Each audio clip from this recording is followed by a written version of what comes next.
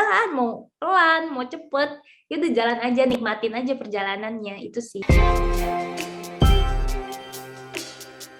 Halo teman-teman semua, welcome back to the second episode of Bisa-Bisa Aja Podcast. Nah, kali ini kita akan membahas gimana caranya membangun bisnis ketika kita tuh masih kuliah. I'm sure masih banyak dari kalian yang mahasiswa atau mahasiswi juga ya. Nah, pas banget nih, sekarang kita udah kedatangan Debrina Emily. Dia ini jadi CEO dan founder of Kausa. Nah, salah satu startup yang dulunya juga pernah ikut program accelerator dari Binus Startup Accelerator.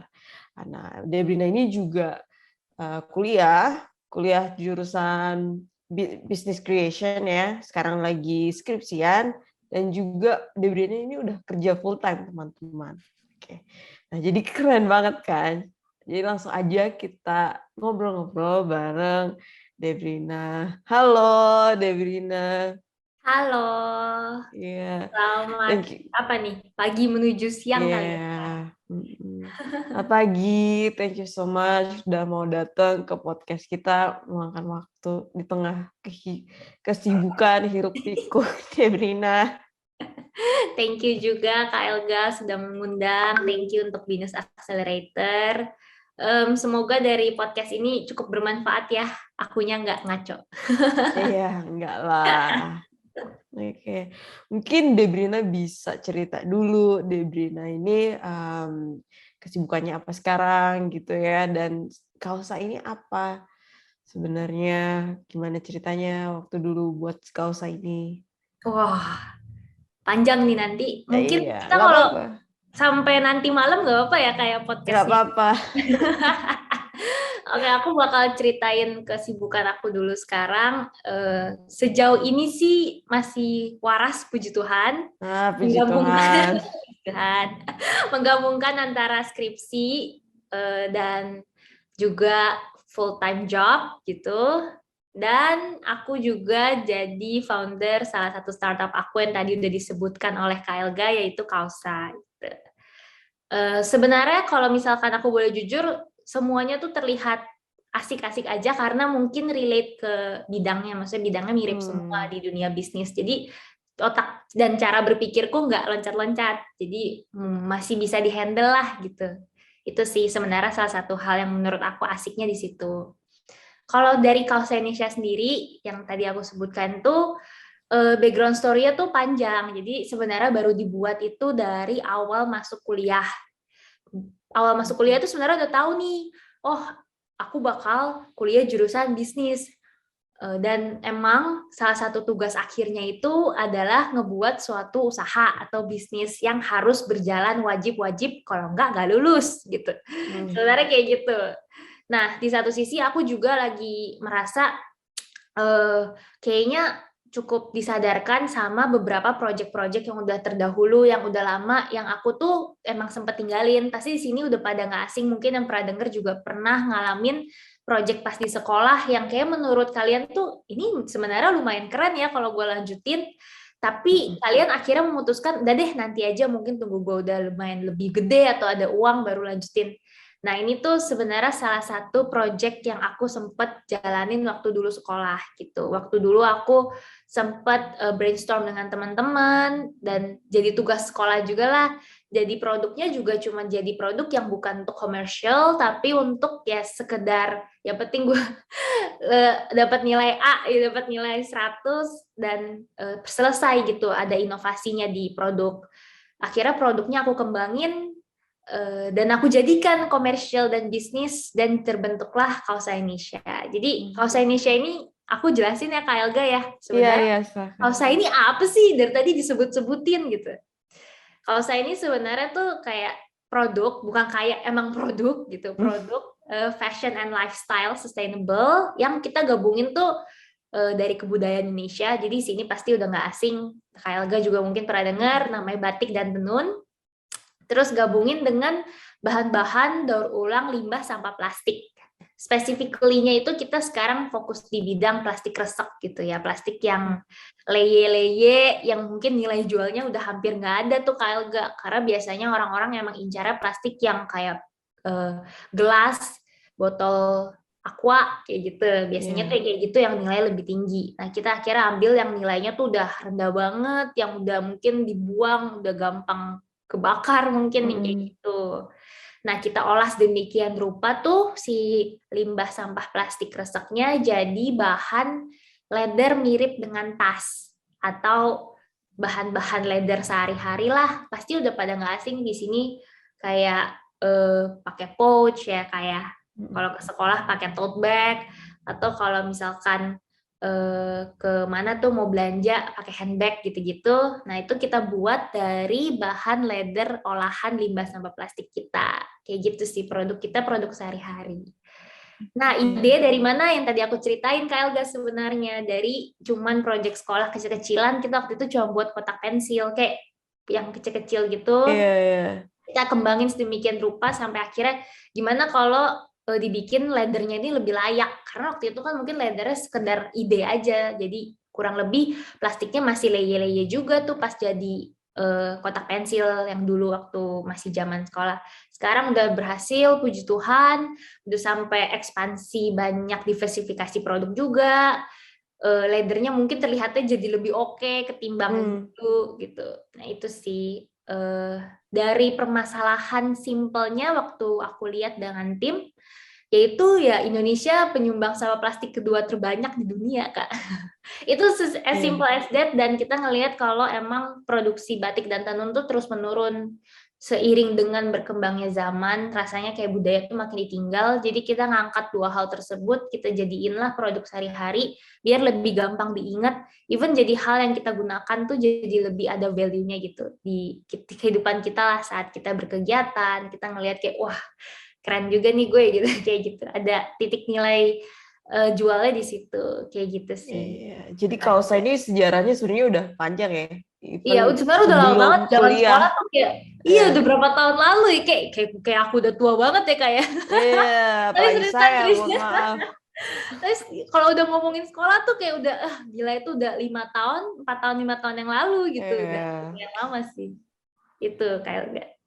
Iya, tapi keren sih karena kan Kausa ini bukan hanya sekedar produk fashion yang udah banyak di luar sana gitu ya, tapi ada terbuat dari plastik kresek gitu ya yang udah habis belanja kita biasanya langsung buang gitu, nggak mikir-mikir lagi ya udahlah buat apa ini plastik gitu kan, Iya. jadi langsung dibuang, totonya bisa jadi produk tas, pouch, tempat pensil gitu kan. Terus ada unsur budayanya juga gitu ya, pakai kain-kain tradisional Indonesia juga ya, Dek? Benar. Iya, iya, iya, iya. Tapi waktu itu eh, karena berangkat dari kepedulian kamu terhadap masalah soal plastik ini ya. Benar, sampah plastik yang parah banget itu. Mm. Dulu tuh aware sama masalah itu karena yang apa gitu. Sebenarnya ini sih, karena sebenarnya dari awal aku bikin tuh sehari-hari pasti, aku nggak tahu kalau dari komplek KLG. Cuman kalau komplek rumahku itu lumayan ada kesenjangan sosial. Aku nggak bisa bohong, kayak kita kalau di Jakarta, kita kalau misalkan komplek rumah kan ada nih rumah-rumah yang lumayan lah tertata dengan baik rapi. Tapi saat kita mungkin belok ke kiri atau kanan atau keluar komplek dikit aja udah beda lagi tuh, udah mungkin lumayan menengah ke bawah, masuk ke perkampungan juga.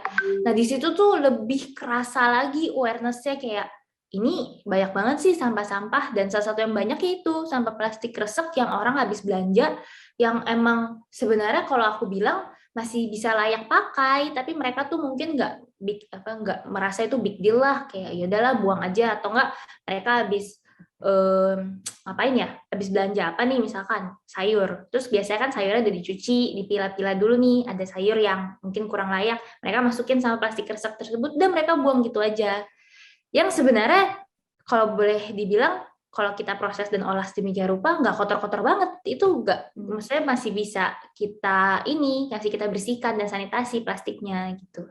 Dan itu banyak banget Kak kalau Kakak main ke kompleks sebelah gitu ya, ke apalagi daerah perkampungan tuh banyak banget kayak ditelantarin sampah-sampah di depan rumah yang mungkin tujuannya sebenarnya buat hopefully-nya diangkut dengan baik ya. Tapi ya mereka buang gitu aja. Yang jadi masalah adalah mereka buang gitu aja, jadinya kan ke TPA ya. Ke TPA tuh tempat pembuangan akhir. Nah, di tempat pembuangan akhir aku lagi mikir, gila banget ya. Bayangin deh kayak everyday itu tuh terus-menerus numpuk gitu kayak, dan mereka nggak mikir kayak ini mau plastik ini masih dipakai lagi kayak atau apa atau masih layak, ya udah gue buang-buang aja asalkan ya nggak terlihat kotor di rumah gue gitu. Atau emang ya udah emang itu menurut gue nggak big deal, emang nggak guna ini plastik. Dan itu terus terjadi like everyday karena aku lewatin kalau mau ke sekolah tuh lewatin gang tersebut, gang yang aku bilang di dekat rumahku itu. Jadi aku setiap hari melihat plastik yang banyak yang bertebaran itu sih. Jadinya waktu dari ada problem project yang sehari-hari ya. Iya, kayak karena udah ngelihatnya kayak ini nggak tahu emang aku rada aneh dan OCD atau apa, tapi aku kayak ngelihatnya jadi risih Kak, karena kok sebenarnya ya komplek itu atau gang itu yang lumayan menengah ke bawah itu kalau misalkan nggak ada sampah-sampah di depannya tuh bagus aja dan rapi. Cuma sayang aja kayak banyak kayak gitu mereka kayak buang gitu aja ya. Dan kalaupun diangkut tuh bagus, tapi kadang mungkin besokannya aku masih ngeliat sampah yang sama. Mungkin kayak, oh yang ngangkutnya besok-besok lagi lah baru gua ngangkut atau apa gitu. Jadi kayak sayang aja. Satu sih sebenarnya itu sih awareness di masyarakatnya tuh aku ngeliat masih kurang banget. Dan kalau udah plastiknya keburu dibuang nih, walaupun awareness-nya kurang, terus gimana sih plastiknya gitu? Apakah makin numpuk kah di TPA gitu? Gitu sih Kak. Akhirnya aku sama tim ngelakuin research kan, despite kita walaupun ada awareness tapi ternyata masalahnya sebenarnya nggak besar-besar banget, gak guna juga kan. Tadi aku pikir gitu. Iya, kalau Ternyata soal kain tradisionalnya itu kepikiran dari mana tuh bisa pakai kain tradisional di produk ini juga? Nah, ini sebenarnya random sih kalau itu. Sebenarnya lebih spesifiknya kan kita awal awareness-nya ke sampah. Kalau si kain ini karena aku ngelihat aneh juga ya kalau misalkan aku nggak gabungin beberapa hal lainnya, karena kalau aku boleh jujur untuk prosesin satu plastiknya jadi leather dan jadiin satu tas gede full itu plastik isinya itu lumayan sulit kalau aku boleh jujur. Jadi aku harus kayak rada ngide gitu, dan aku dan si tim development-nya ini partnerku tuh juga ngide kita harus gabungin apa ya Dep biar emang cukup layak nih kita punya tas juga value-nya lebih tinggi gitu. Dan akhirnya aku nge-research lah kayak apa ya, kain apa ya, kalau kain biasa aneh juga, maksudnya nggak ada bagus-bagusnya, kurang lah ornamennya, karena plastik itu sendiri saat kita prosesin terlalu polos, kalau Kak Elga pernah lihat juga, terlalu polos kalau nggak ada ornamen lain. Akhirnya kita mikir keren juga nih kalau kita gabunginnya di batik dan tenun. Akhirnya pas kita ngerasa ini keren juga digabungin, despite of all of that ya kita ngerasa emang ya udah emang budaya Indonesia nih lagi krusial aja, jadi mending kita gabungin aja produk kita, value-nya jadi lebih ada gitu sih. Tuh. Tapi kamu ini kan masih kuliah gitu kan, teman-teman yang lain yang bantuin Kausa juga masih kuliah semua kan ya? Iya betul. Nah itu gimana caranya kalian bisa menerapkan ide yang udah luar biasa tadi dan mewujudkannya gitu loh, jadi produk, dijual beneran gitu kan? Nah, itu lelah. Tantangannya apa aja nih? Banyak. Parah banget ya. Sebenarnya kalau tantangannya sih ini sih, aku nggak bisa bohong. Kadang kayak kebentrok banget gitu loh di saat kita mau fokusin di fase yang lumayan cepat nih bisnis kita biar growth-nya tuh lebih gila lagi, tapi banyak hambatan di mana kita as simple as kita masih mahasiswa, jadi tanggung jawab paling utama pasti menyelesaikan pendidikan kuliah gitu kan. Tapi kita nggak bilang itu sebagai hambatan yang besar, cuman lebih wise aja dalam mengatur waktunya gimana caranya biar tetap berjalan nih dua-duanya berjalan dengan baik. Itu sih tantangan terbesarnya gitu. Hal kedua adalah mungkin ya kalau dari aku as CEO kadang ada beberapa hambatan di mana kayaknya aku ngerasa aku bisa lebih dapetin mungkin kalau aku udah kerja, kayak dari network-nya mungkin atau dari knowledge-nya. Karena saat kuliah kan kita kalau kalian nggak tahu mostly teori. Kayak prakteknya adalah terjun bebas trial and error gitu. Nah, yang paling sulit gimana caranya kita meminimalisir trial and error karena resource kita terbatas. Satu, orangnya juga cuma dikit, nggak sebanyak kayak startup company yang dapat big funding gitu kan. Kedua adalah cash flow-nya juga terbatas. Jadi itu sih harus lebih wise dalam gimana nih gue mutusin apa yang harus lebih dulu aku prioritasin, mungkin lebih dulu di segi research-nya kah, atau lebih dulu segi marketingnya. Itu setiap minggunya harus aku, minggu, bulan, hari makan itu sering aku kayak brainstorm gitu sama tim. Itu sih tantangan yang krusialnya, karena sejauh ini kita belum pernah dapat kayak pendanaan gede, mostly bootstrapping, yaitu dari diri sendiri dan tim.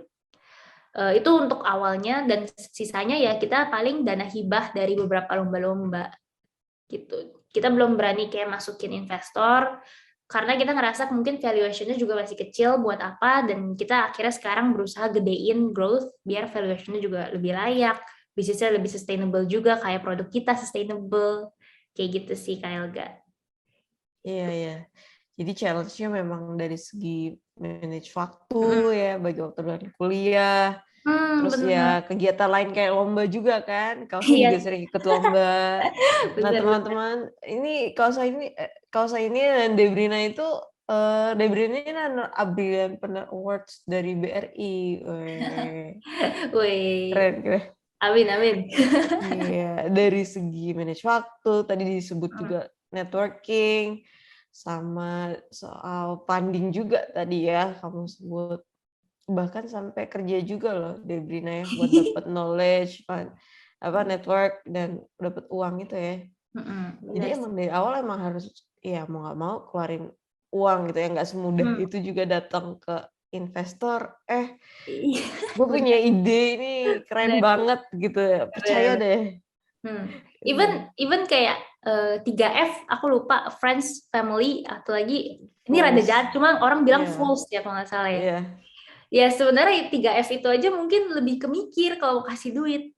Aku nggak tahu mungkin kalau yang denger dan nonton ini, cuman aku tuh tipe orang gak enakan kayak Elga. Jadi daripada nih mereka ikutan terjun bebas sama gue gitu ya, teman-temanku dan duit-duit dari keluargaku, mending dah aku aja gitu.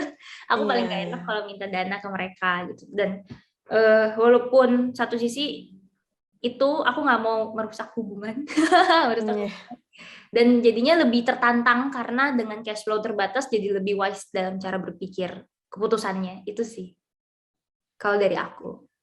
iya, iya, iya. Emang sensitif ya soal uang itu ya. Bener banget, gak bisa bohong. Iya. Tapi gimana cara Debrina itu kayak ngakalin dari segi waktu dulu deh kita ngomongnya. Oke. Kan harus kuliah juga, kerja juga, lomba, dan ya operasional kausa sehari-hari gitu kan. Itu gimana Debrina bisa manage semua itu dan tetap waras gitu. Tetap waras, ini lucu. Iya. Oke, ini cukup menarik sih. Cuman aku kadang merasa banyak dapat kesempatan karena beruntungnya itu di kuliahku, bidang kuliahku dan kuliahku, itu Ya. jurusan kuliahku gitu di BINUS. Karena Sama di bisnis soalnya ya. ya relate banget. Terus di BINUS Business Creation ini itu tuh kebanyakan lebih ke praktik langsung. Jadi kalau pernah dengar, mungkin yang dengar podcast ini juga adik-adik gitu, teman-teman, kayak udah kakak kelas, kayak ada alumni aja ya, teman-teman BINUS juga. Bentar lagi jadi alumni. Amin. Iya. Teman-teman BINUS juga itu pasti nggak asing sama ini Kak Elga, 3+1 Enrichment Program kan. Iya. Nah pas banget Kausa tuh dibuat setahun sebelum 3+1 Enrichment Program itu. Jadi kayak sempat dibuat, sempat masuk di fase dimana sambil kuliah 7 sampai 5 sempat masuk di fase itu, tapi sisanya baru gedein bisnis. Makanya sempat slow grow-nya itu slow banget gitu, slow parah slow-nya. Nah, sempat mulai growth-nya naik dan lumayan kencang tuh gara-gara program itu, karena fokusnya tuh justru ke bisnisnya. Jadi kita nggak kuliah sama sekali, nggak ada kelas sama sekali, kayak 1,5 tahun. Setengah tahunnya skripsi sih, ini aku sekarang lagi tahun skripsi. 1 tahun itu fokus emang buat setiap bulan laporan bisnis, terus kayak setiap bulan ada mentor bisnis sama mentor akademis kalau dari kampus. Itu kayak gak. Jadi emang memberikan waktu kuliahnya memang buat buka usaha itu. Kalau yang denger ini sambil kuliah jurusan lain, aku nggak tahu sih ya. Emang hoki-hokian sebenarnya, kayak kembali lagi ke kebijakan diri masing-masing. Dan kalau aku kayak rela gitu kadang, oh ya udah nanti aja lah tidur atau bangun subuh buat kerjain beberapa hal biar cepet gitu. Biasanya aku tetap tidur jam 10, tapi kadang bangunnya jam 3, jam 2 gitu. Random banget ya. Karena lebih semangat, otaknya lebih jalan waktu pagi hari. Akhirnya aku kerjaan administrasi dan lain-lain pagi-pagi, terus aktivitas baru tidur lagi lebih cepat, jam 9, jam 10. Iya. Itu sih kalau aku. Semoga tetap waras. Iya, semoga bisa lah, bisa. Bisa. Ah, Itu kayak ya di BINUS ini juga ada program akselerator ya yang tadi benar. Kausa udah jalanin juga gitu ya, tuh kan 6 bulan. Waktu itu Kausa semester berapa sih waktu masuk Wah, akselerator tuh? kayaknya masih awal tuh, kayak berapa ya? Iya, 3 ya. ya? 3 apa 2 gitu. Iya, Kayak karena kita semester memang awal. open Iya, untuk iya benar. semua semester gitu ya. Asal bisa ngikutinnya aja dan bisnisnya emang udah running gitu, bukan prototype. Benar. Tuh. Ya, waktu di akselerator itu kalian ngapain aja ya? Diapain ya? Diomelin enggak. Enggak, bohong teman-teman. Jangan ya. Kalau di accelerator itu sebenarnya tipping point gitu, tipping point dan titik growth yang startnya itu usul dari accelerator ini, kayak nggak, kalau aku boleh jujur. Jadi awal-awal tuh kita kayak have no idea gitu, waktu udah bikin, udah berjalan, kita nggak tahu step by step apa aja yang harus kita lakukan. Karena kan masih bocah-bocah, masih kuliah juga kan. Nah di accelerator tuh dari bisa dapat kayak apa ya, kalau aku bilang selama 3 bulan tuh program yang teratur. Jadi dari awal tuh udah dikasih tahu, oh mungkin pas kamu buat ini startup ini, kamu harus aware dulu nih sama A, B, C, D. Nah nanti selanjutnya baru kamu E, F, G. Jadi kayak bener-bener di guide. Nah plus kayak gak, untungnya kita dapat mentor yang relate. Terus sampai Iya, sekarang iya. kita masih kontak. Masih catch up juga sama Ko Michael, kita panggilnya. Ko Mike itu kita masih catch up. Jadi emang untungnya banget. Jadi semuanya tuh bisa, kalau saya juga growth, kita secara pribadi dan secara apa ya, knowledge tuh lebih ada, lebih bisa maju gitu ketimbang waktu awal kita trial and error dan have no idea harus ngapain, kayak gitu sih. Di sini sebenarnya 3 bulan itu ya Kyle guys, gak tahu kalau sekarang masih 3 bulan nggak? Kalau kita waktu itu zaman kita 3 bulan. Mau 6 bulan.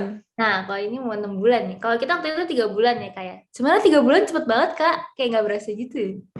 Iya, iya. Tiba aja selesai gitu. 3 bulan tuh cepet banget, tapi untungnya dapat guide selama kurang lebih 1,5 tahun ya, 1,5 tahun setelahnya kayak Elga. Sampai sekarang kan masih kayak Elga kontak aja kita quarterly meeting. Iya, masih kita harus masih sering saling update lagi, gitu ya. terus nanya-nanya. Itu sih untungnya ada di situ dan kayak butuh itu juga. Karena kalau misalkan waktu awal-awal pagi baru buka usaha, apalagi mungkin yang belum masuk dunia kerja kayak aku dan tim, benar-benar buta banget awalnya gitu, dan sekarang jadi lebih tergambar, semuanya lebih terstructure gitu. Itu sih. Iya. Jadi nggak harus jatuh bangun yang parah-parah Ya, banget gitu ya ya. kalau jatuh juga nggak sakit-sakit amat, kayak udah tahu gitu fondasinya tuh kira-kira sampai mana gitu. Iya.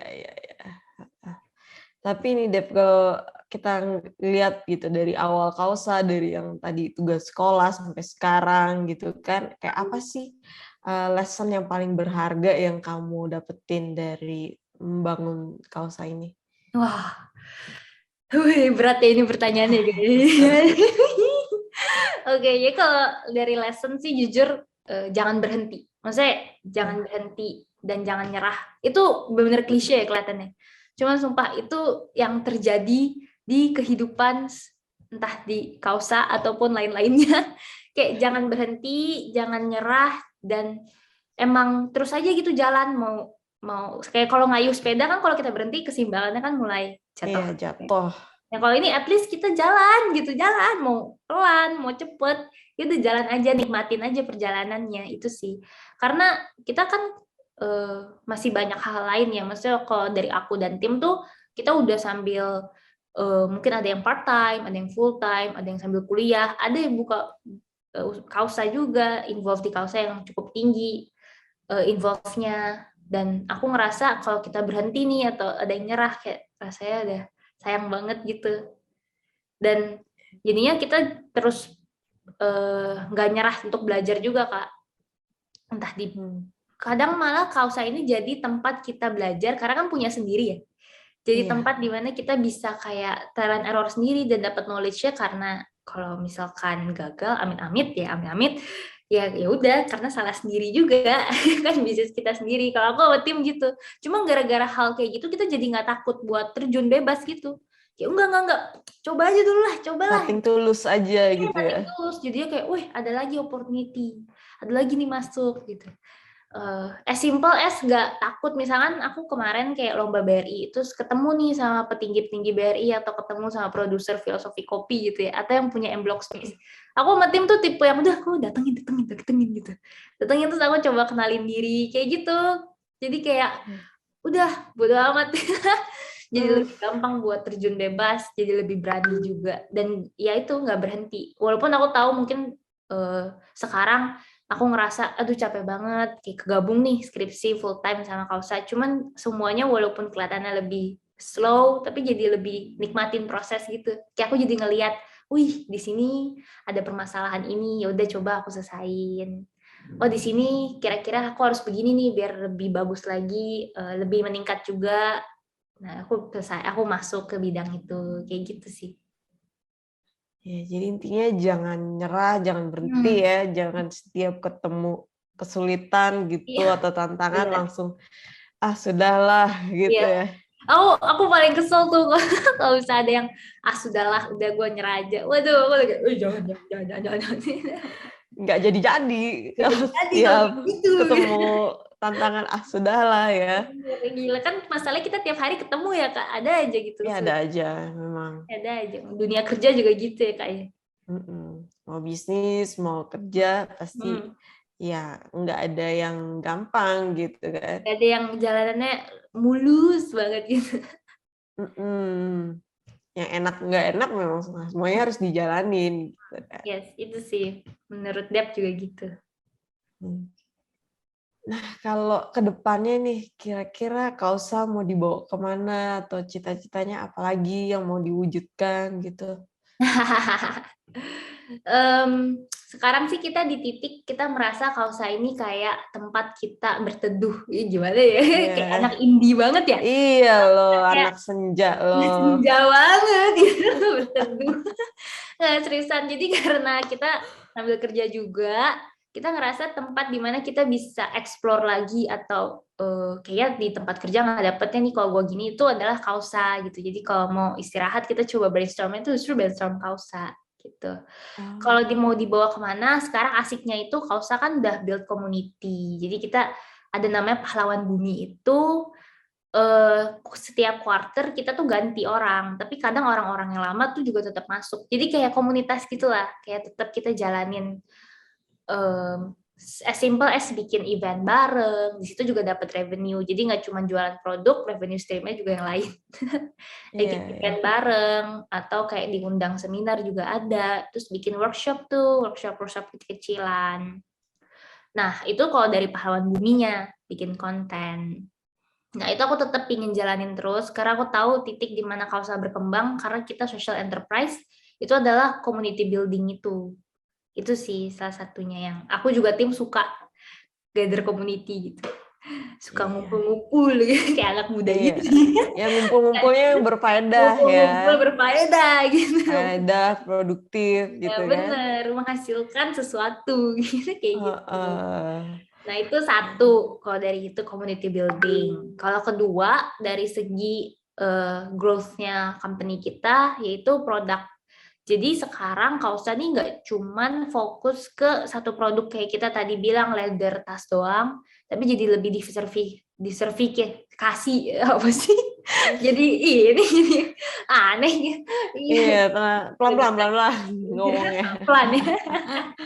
Jadi kalau Kak Elga perhatiin, jadi sekarang tuh kita lagi development, kayak kerja sama-sama UMKM lain.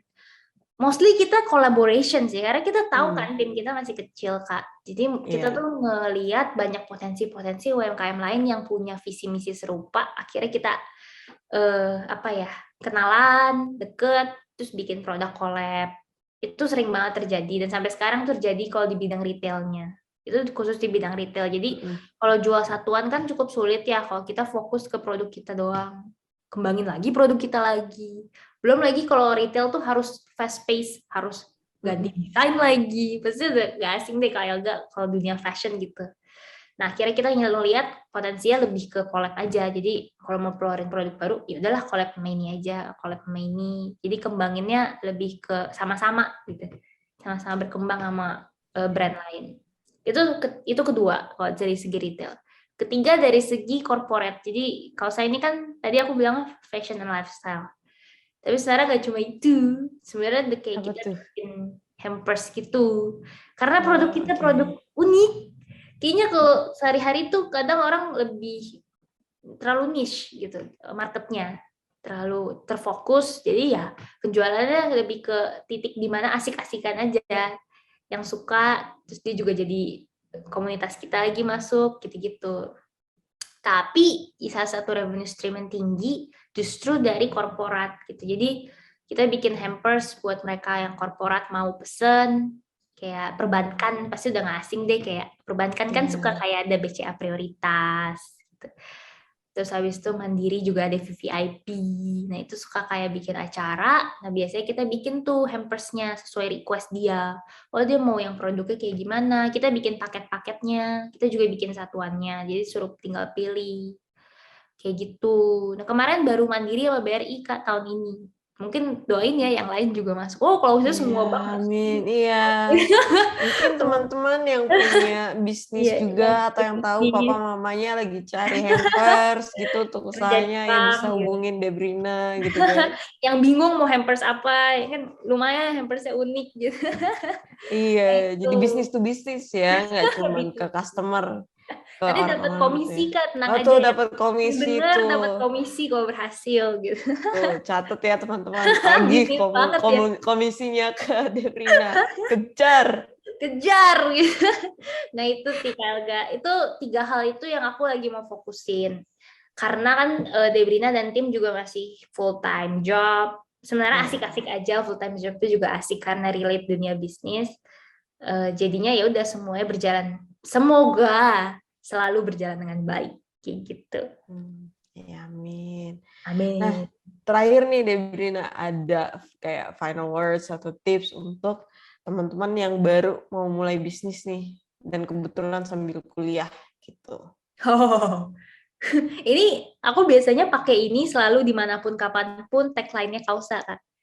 Yang start small, start now. Start small, start now gitu. Jadi kayak aku tahu kalau kita ekspektasi langsung mulainya gede, kayak langsung bikin PT, langsung ke notaris gitu-gitu kan kayak nggak akan jalan-jalan gitu kan. Jadi akhirnya aku mikir ya bagusnya kalau kita start small aja, at least start small, ya start dari sekarang gitu, start now, kayak mulai dari bikin Instagramnya dulu kah gitu, cari tahu nama bisnis gue dulu, atau at least kembangin produknya dulu kecil-kecil, nggak harus jadi saat hari itu juga, besok-besok juga nggak apa-apa, terus berproses. Itu sih. Iya. Itu dari Thank you so much Debrina, good luck buat kausanya, skripsinya lancar, sama kerjanya juga lancar gitu ya. Thank you. Nanti kita sangat excited untuk menunggu update selanjutnya dari Kausa nih. Ada apa lagi? Follow Instagram boleh Kak? Oh iya, boleh. Instagramnya apa? Kausa.id Indonesia. Ya, kausa.id. Gampang. Kausa.id. Kausa.id. Oke. Thank you, Debrina. Thank you, Kak Elga, atas kesempatannya. Sampai bertemu di lain waktu. Bye, see you. Thank you juga buat teman-teman yang udah mendengarkan ya. Kita ketemu lagi di episode selanjutnya. Kita belajar lagi dari orang-orang yang nggak Rela exciting ya.